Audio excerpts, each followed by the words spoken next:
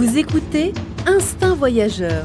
Vie nomade et voyage, indépendance, suivre sa voie. Avec Fabrice Dubesset, plusieurs fois par mois, des conseils, réflexions et interviews pour booster votre vie et oser le monde. Tout de suite, un nouvel épisode avec Fabrice. Bonjour à tous, bienvenue pour ce nouveau podcast Instinct Voyageur. Et bien, on est ici à Mexico City, où je viens de retrouver dans un café Marion et sa fille Léa. Marion qui est une Française qui vit au Mexique depuis 8 ans et qui est éducatrice périnatale. Alors bonjour Marion. Bonjour à tous. Alors Marion, raconte-nous un peu, pour commencer, comment ton parcours. Tu m'as raconté tout à l'heure quand on a déjeuné ensemble, c'est vraiment un parcours intéressant. Tu es arrivé à 8 ans, voilà. Enfin, comment tu es arrivé au Mexique, donc il y a 8 ans, comment tu es arrivé là? C'était dans le cadre de tes études? C'est ça, dans le cadre d'un double diplôme avec le CESEM à Reims pour un bachelor en business. Et je suis arrivée à Cholula, dans une petite ville à côté de Puebla. J'ai passé mes 2 dernières années, je me suis diplômée et je suis venue à Mexico City chercher du travail. D'accord. Puebla, c'est où pour situer? C'est à 120 km à l'est de Mexico. D'accord, donc tu es... voilà, il y a une bagarre de... Donc tu es arrivé à Puebla, donc tu as fait tes études, l'échange, et tu as décidé de rester. Voilà, en fait la situation en France n'était pas terrible, moi j'avais pas envie de faire un master après, et donc voilà, je pensais que c'était plus facile d'aller trouver du boulot à Mexico, et puis ça me plaisait bien Mexico, donc j'avais pas envie d'arrêter l'aventure encore. Donc voilà, j'ai quand même déménagé, j'ai changé de ville, et puis j'ai trouvé en 2 semaines du travail.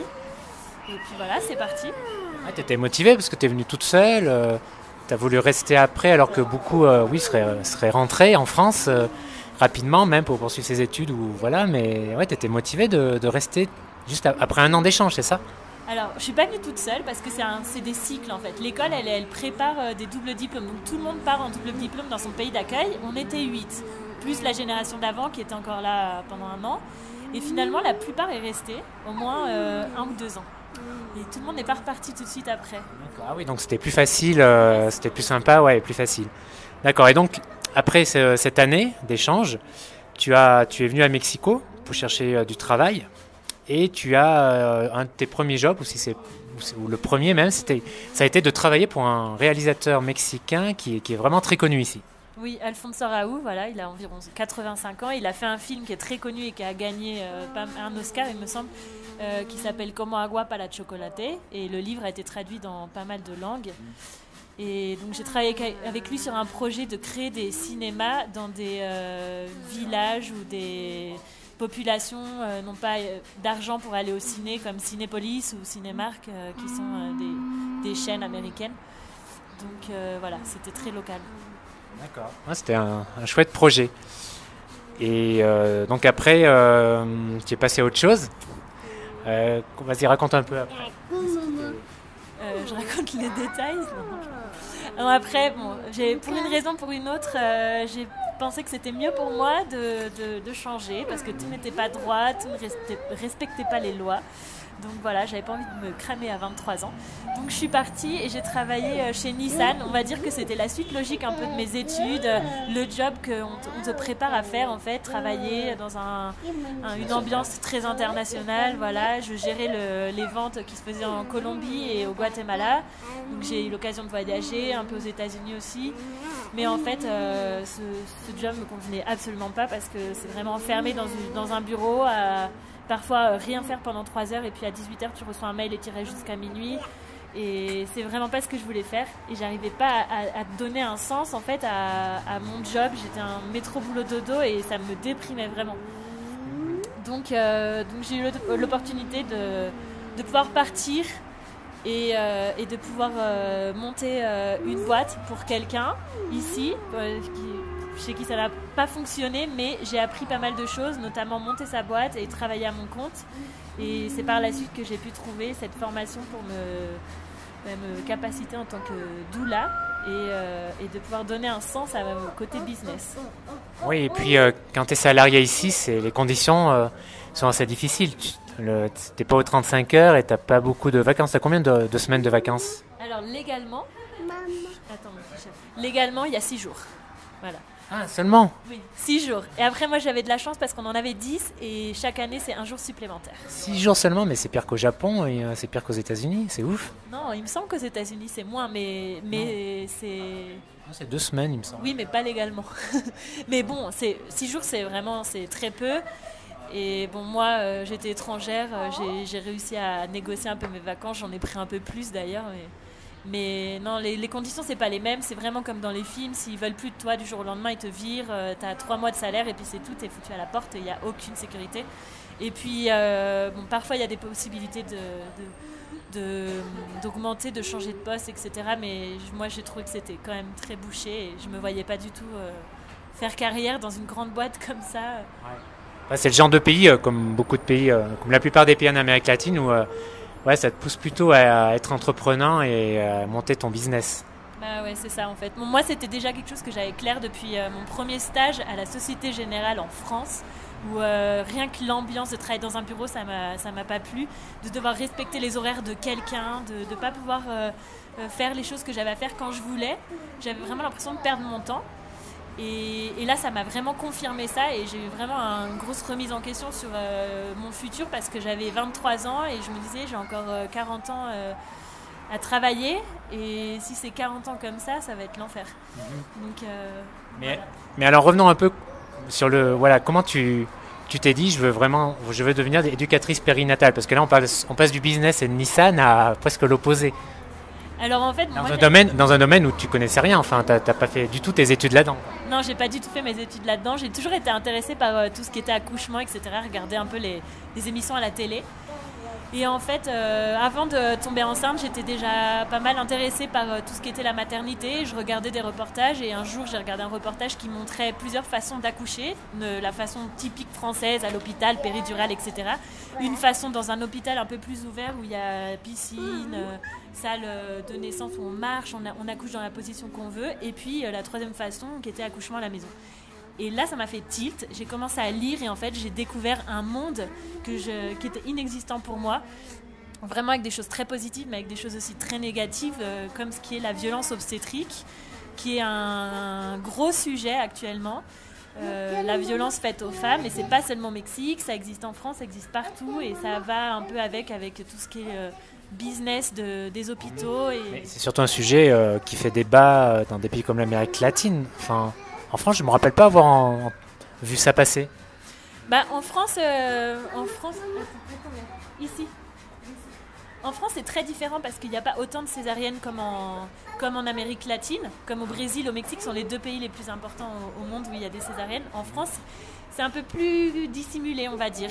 Les femmes accouchent par voie basse, mais elles sont toutes sous péridurale et leurs souhaits et leurs plans de naissance ne sont pas forcément respectés, en commençant par la position gynécologique qui n'est pas du tout profitable aux femmes, et c'est juste a été créée pour les médecins.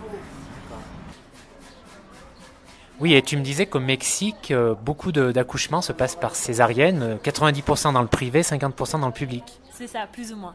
Alors, il y a plusieurs raisons. On va parler du privé d'abord. Alors, les privés sont des hôpitaux qui sont inaccessibles absolument pour la majorité de la population mexicaine. C'est des prix de fou.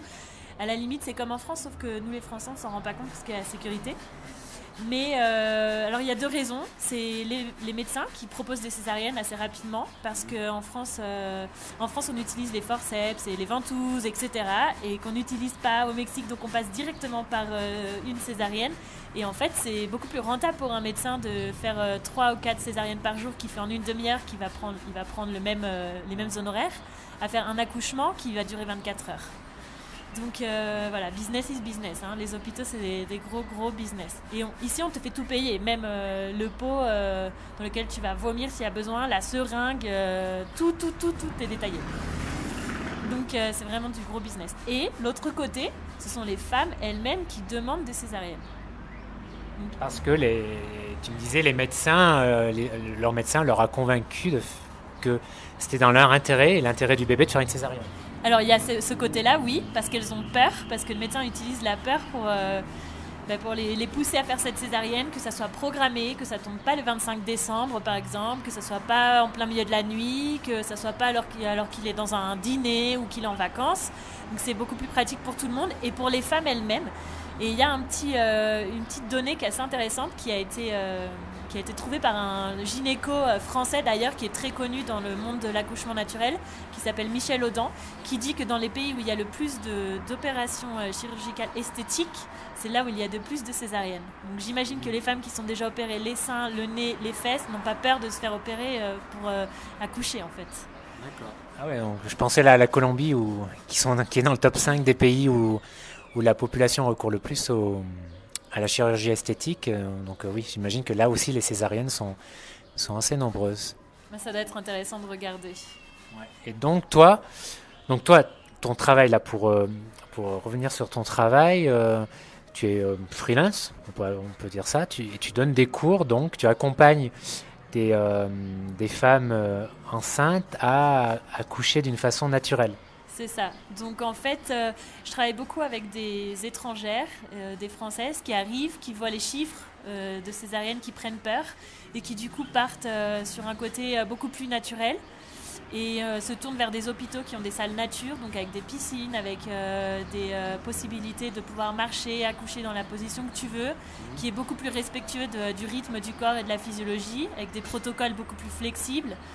Et en fait, moi, je les prépare en leur montrant des positions, des points de pression pour aller contre la douleur, des respirations et surtout en montrant au papa aussi comment accompagner la maman. Et c'est des expériences en général beaucoup plus satisfaisantes puisque la femme a un contrôle complet sur son corps et sur ses mouvements durant l'accouchement. Donc là, tu as beaucoup de clients qui sont étrangers ou français, j'imagine. Mais la plupart jusqu'à maintenant. La plupart jusqu'à maintenant, voilà. Mais après, c'est beaucoup de bouche à oreille. Donc, c'est vrai que c'est aussi important, je pense, dans un moment comme ça où on est assez vulnérable, de pouvoir parler sa langue maternelle. Ah, c'est clair. Voilà. Et en plus, il y a beaucoup d'expatriés français à Mexico. Donc, c'est un marché, enfin, ça va, quoi, tu as des clients.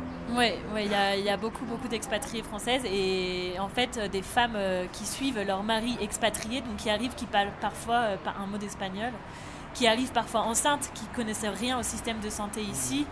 Donc c'est pas toujours évident d'arriver enceinte dans un pays à l'autre bout du monde. Et voilà, donc c'est vrai que d'être avec quelqu'un qui t'accompagne en français, qui va pouvoir te prêter des livres en français et comprendre un peu ce que tu vis, puisque je l'ai aussi vécu, je pense que c'est une aide.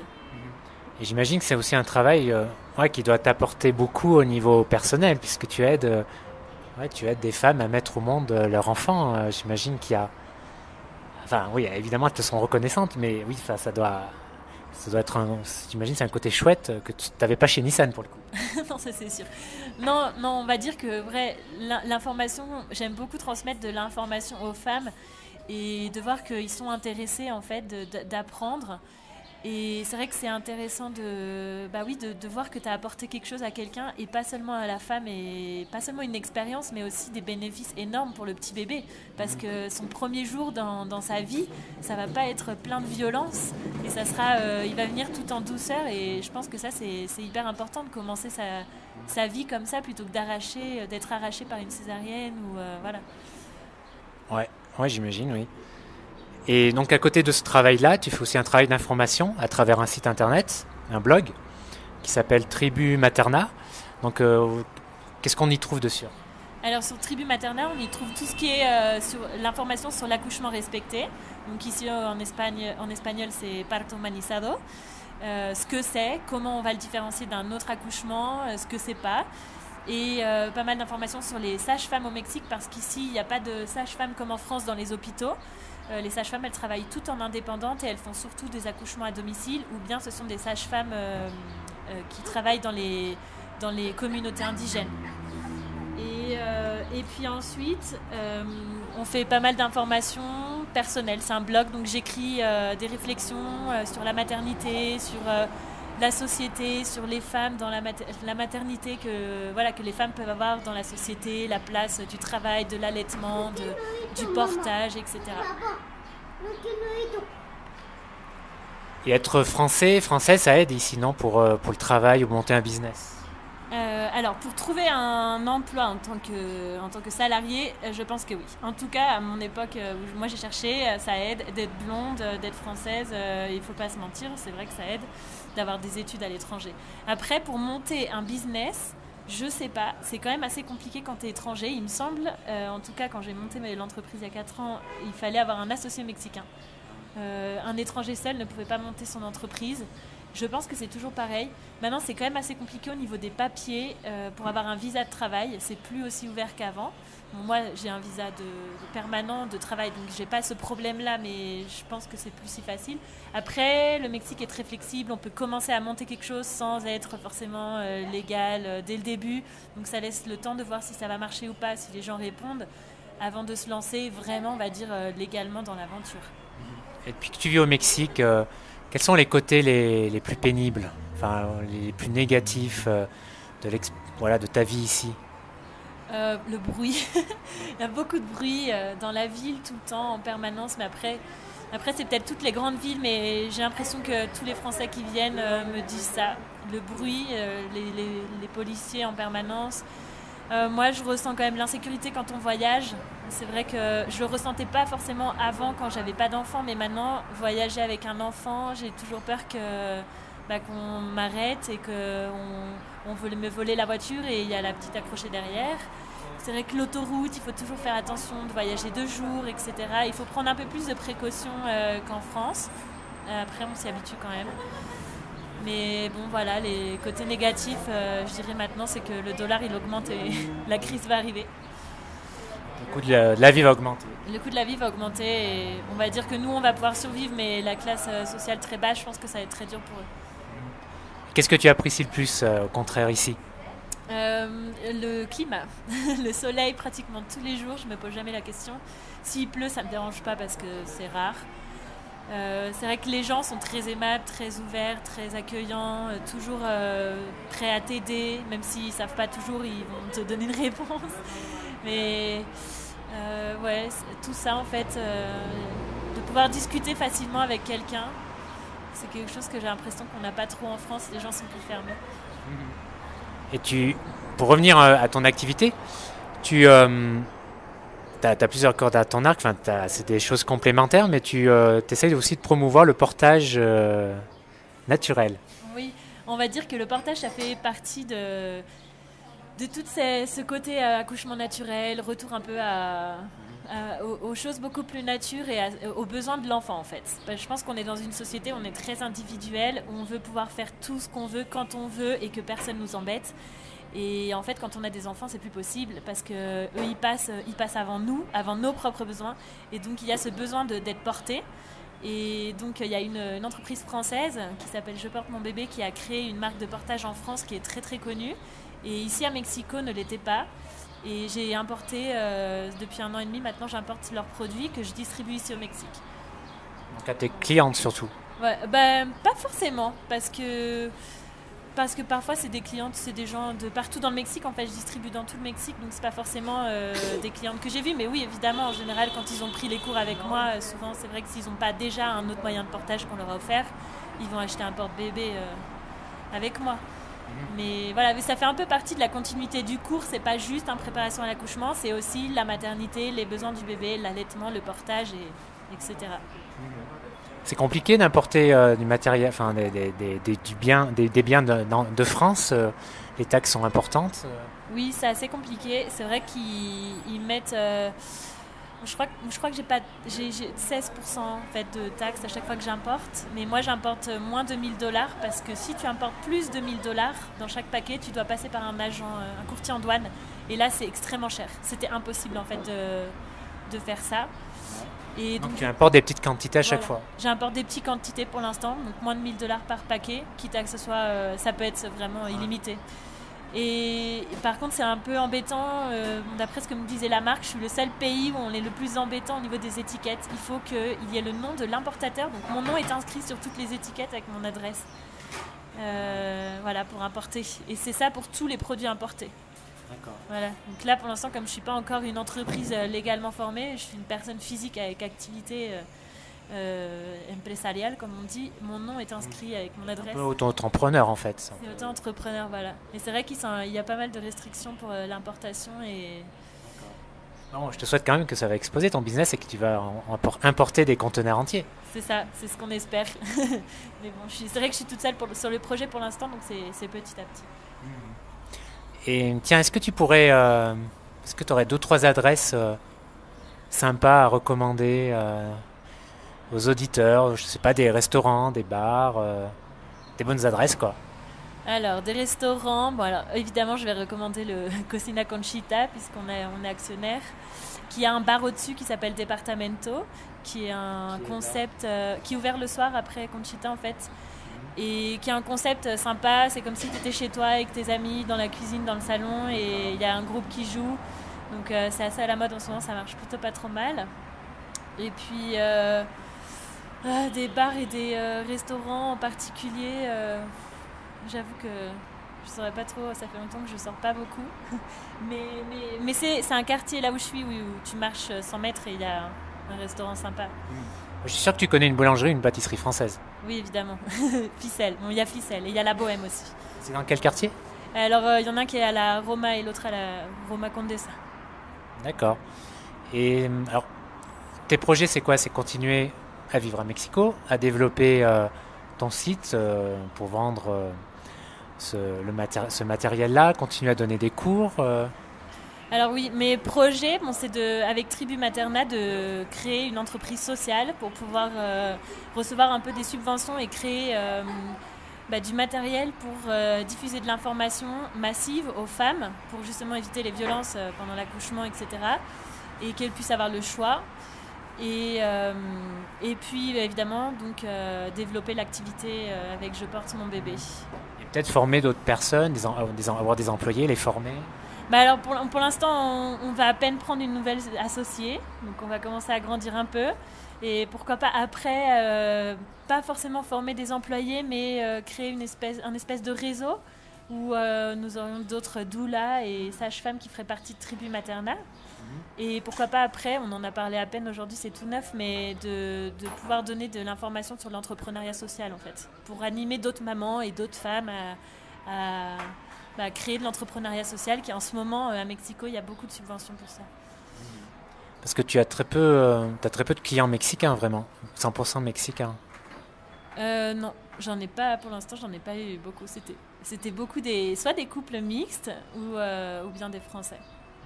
Pourquoi? Parce qu'ils sont un peu c'est nouveau, ils sont un peu réfractaires, hésitants sur cette pratique, ou c'est simplement qu'ils ne sont pas au courant, c'est un problème d'information? Non, je pense que c'est dans le milieu dans lequel moi je suis qui a fait que pour l'instant j'ai travaillé. Tu fais pas de publicité vraiment? Pour l'instant, j'en ai pas encore fait parce que mon site n'était pas encore en ligne et là il est à 2 doigts. Il est en ligne mais il n'est pas vraiment fini.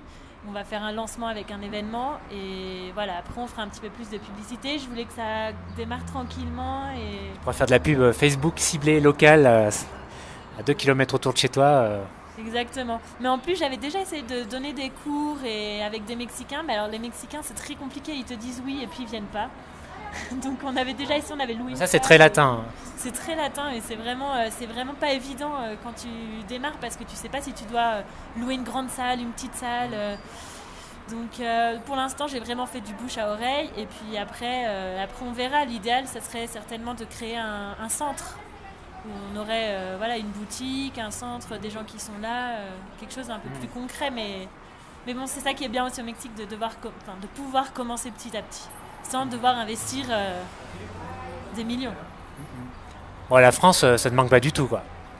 Non, franchement non, ça me manque pas. Non, parce que, mais en même temps, je suis partie, j'avais 20 ans, donc j'ai l'impression de jamais avoir vraiment vécu en France une vie d'adulte.